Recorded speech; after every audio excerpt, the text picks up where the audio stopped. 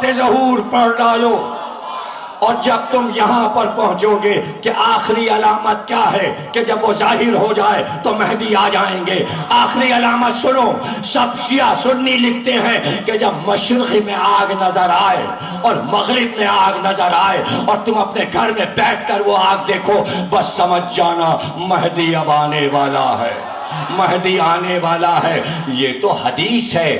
آج کے سائنس کے اعتبار سے مشرق و مغرب میں آگ کہاں سے آئے گی؟ اب تو نمرود بھی نہیں ہے، اب تو نمرود بھی نہیں ہے. تو یہی لکھا دانشوروں نے کہ ایٹم بم ایسے بن چکے ہیں کہ اگر پھینکے جائیں تو آسمان تک آگ جائے گی.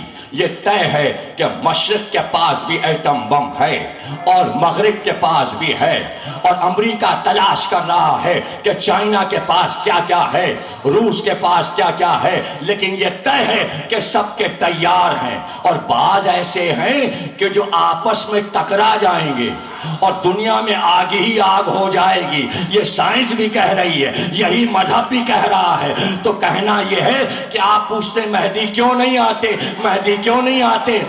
مہدی جب آئیں گے جب انسان اپنی ترقیوں میں خود آگ لگا لے گا. آگ تو لگاؤ. نمرود نے آگ جلائی اور ابراہیم آئے. جب دنیا آگ بنے گی فخر ابراہیم آ جائے گا.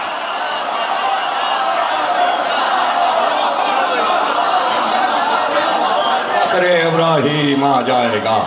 آخری پیشین گوئی، مشرق و مغرب میں آگ نظر آئے، ان کا ایٹم بم ان پہ گر جائے گا، ان کا ان پہ گر. اب بچا ہی کیا ہے؟ سب کچھ تو ہو چکا، صرف ایٹم بم ہی تو استعمال کرنا ہے. حسرتیں رہ گئیں. 2 گرائے تھے جاپان میں، سارے تو بچے رکھے ہیں. چونکہ خود گرانا ہے اس لیے سب کے چھین لو. پاکستان کا بھی لے لو، ایران میں بھی نہ رہے، بس ہم رہیں تاکہ ہم ہی پھینکیں. لیکن چائنا اور روس سے کیسے چھینے؟ یہاں تو ٹکر کا معاملہ ہے. تو وہ تو حدیث میں آ گیا، لڑ مریں گے، ایک دوسرے کو جلا دیں گے. ارے جلا لو نا، جلا لو نا، آگ تمہاری. ارے ہم تک آگ کہاں آتی ہے؟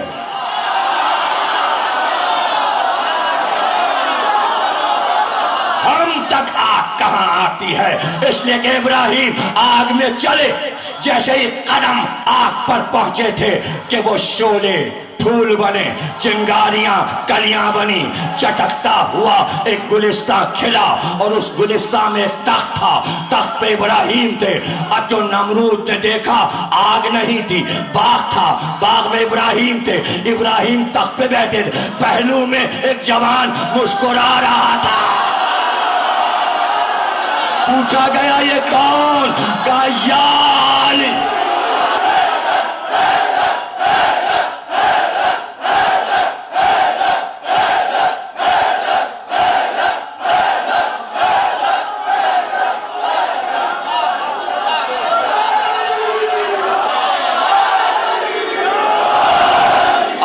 سرد ہو گئی، آگ سرد ہو گئی. مناظرہ تھا نمرود کے دربار میں ابراہیم کا، اور نمرود نے پوچھا تو کیا چاہتا ہے؟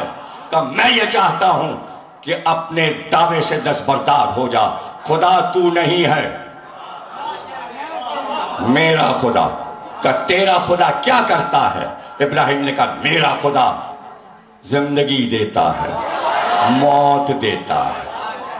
نمرود کے پہلو میں ایک دوست بیٹھا تھا، اسے گھوسا مارا، وہ مر گیا. ایک قید خانے میں تھا جسے پھانسی کا حکم تھا، اسے آزاد کیا. کہ اس کو موت دی میں نے، اس کو زندگی دی، خدا میں ہوں.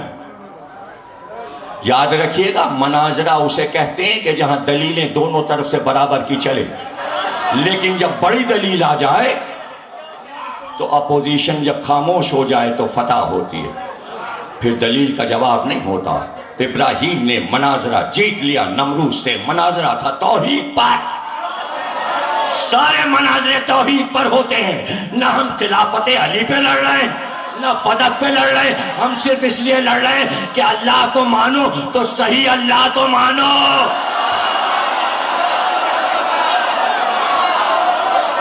جیسا ہے ویسا مانو.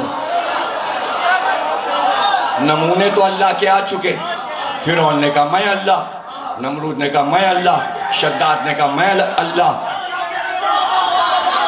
تو اللہ تو کئی طریقے کے ہو گئے. اگر آپ نمرود جیسا اللہ مان رہے ہو، اگر آپ فرعون جیسا اللہ مان رہے ہو، تو ویسا اللہ مانو جیسے محمد اور علی کا اللہ ہے.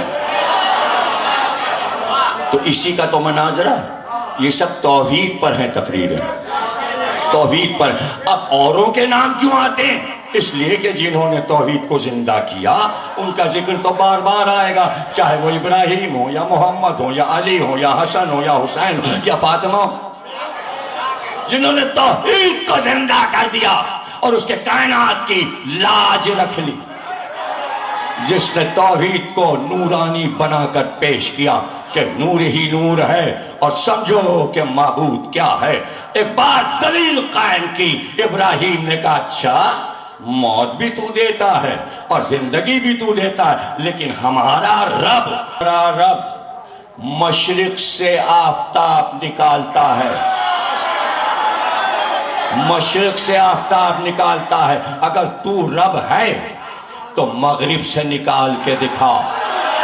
کہتے یہ سن کر نمرود کی بات، ابراہیم کی بات سن کر نمرود بغلیں جھانکنے لگا. یہ قرآن کے الفاظ ہیں. مناظرے کی فتح